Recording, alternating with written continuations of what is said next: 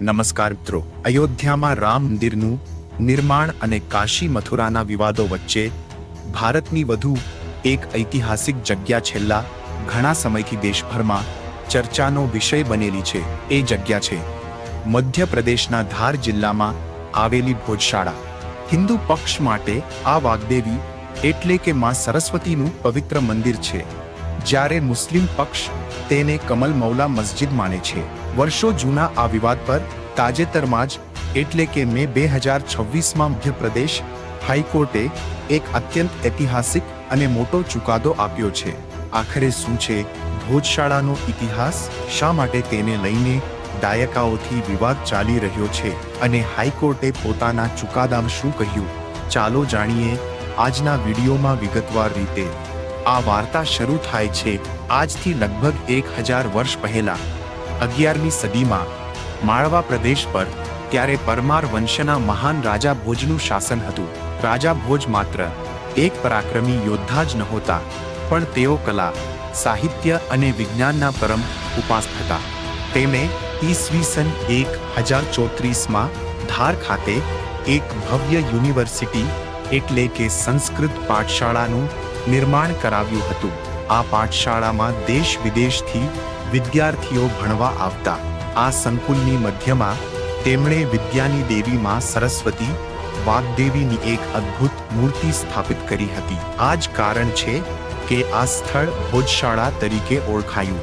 તે સમયે આ જગ્યા જ્ઞાન અને આધ્યાત્મિકતાનું એક મોટું કેન્દ્ર બની ચૂકી. પરંતુ 13મી સદીના અંતમાં અને 14મી સદીની શરૂઆતમાં અલાઉદ્દીન ખિલજીના આક્રમણ સાથે માળવાની સલ્તનત બદલાઈ ગઈ.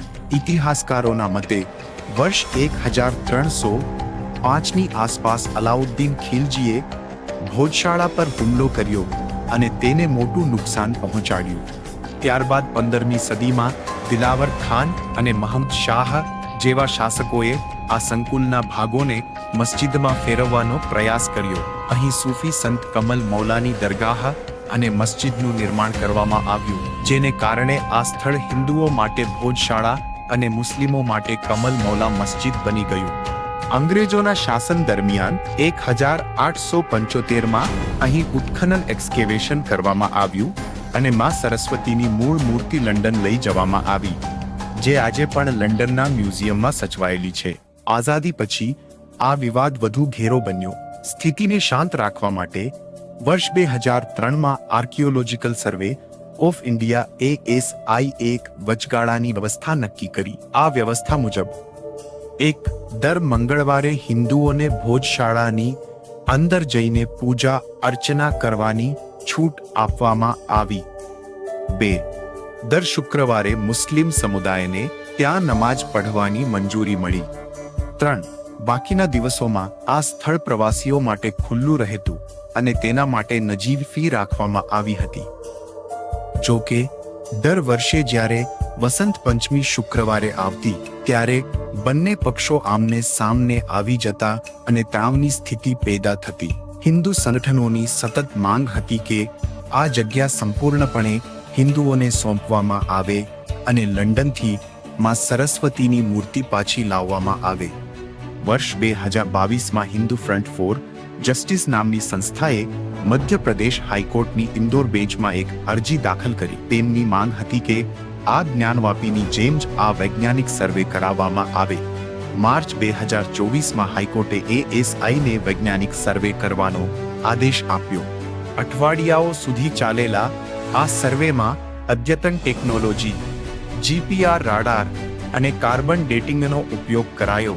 સર્વે દરમિયાન જમીનની નીચેથી સનાતન ધર્મના દેવી દેવતાઓની અસંખ્ય મૂર્તિઓ, સ્તંભો પર કોતરેલા શ્લોકો અને મંદિરના અવશેષો મળી આવ્યા હોવાનો દાવો કરાયો, જેણે હિન્દુ પક્ષના દાવાને વધુ મજબૂત બનાવ્યો. અને આખરે મે 2026માં મધ્યપ્રદેશ હાઈકોર્ટે આ વિવાદ પર એક અત્યંત ઐતિહાસિક ચુકાદો સંભળાવ્યો છે. હાઈકોર્ટે ASIના સર્વે રિપોર્ટ અને ઐતિહાસિક પુરાવાઓને આધારે સ્પષ્ટ કર્યું છે કે ધારની આ ભોજશાળા સત્તાવાર રીતે માં સરસ્વતીનું મંદિર જ છે. કોર્ટે પોતાના આદેશમાં મુસ્લિમ પક્ષની અરજીઓને ફગાવી દીધી છે અને મુસ્લિમ સમાજને મસ્જિદ બનાવવા માટે અન્ય કોઈ યોગ્ય જગ્યાએ જમીનની ફાળવણી કરવા સરકારનો સંપર્ક કરવા જણાવ્યું છે. આ ચુકાદા બાદ હિન્દુ પક્ષમાં ખુશીની લહેર દોડી ગઈ છે, જ્યારે મુસ્લિમ પક્ષ આ ચુકાદાને સુપ્રીમ કોર્ટમાં પડકારવાની તૈયારી કરી રહ્યો હોવાના અહેવાલો છે. મિત્રો, ભોજશાળા માત્ર એક વિવાદ નથી, પણ ભારતની ભવ્ય કલા અને શિક્ષણ સંસ્કૃતિનું પ્રતીક છે. હાઈકોર્ટના આ નિર્ણયથી આ વિવાદનો એક મોટો અધ્યાય પૂરો થયો છે, પરંતુ કાનૂની લડાઈ હજી આગળ વધી શકે છે. તમારું આ હાઈકોર્ટના ચુકાદા વિશે શું માનવું છે?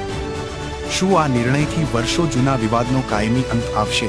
કમેન્ટ સેક્શનમાં તમારા વિચારો જરૂર જણાવો. જો આ વિડીયો માહિતીપ્રદ લાગ્યો હોય તો તેને લાઈક અને શેર કરજો અને આવી જ ઐતિહાસિક તથા કરંટ અફેર્સની માહિતી માટે અમારી ચેનલને સબસ્ક્રાઇબ કરવાનું ભૂલતા નહીં. જય હિન્દ, જય ભારત.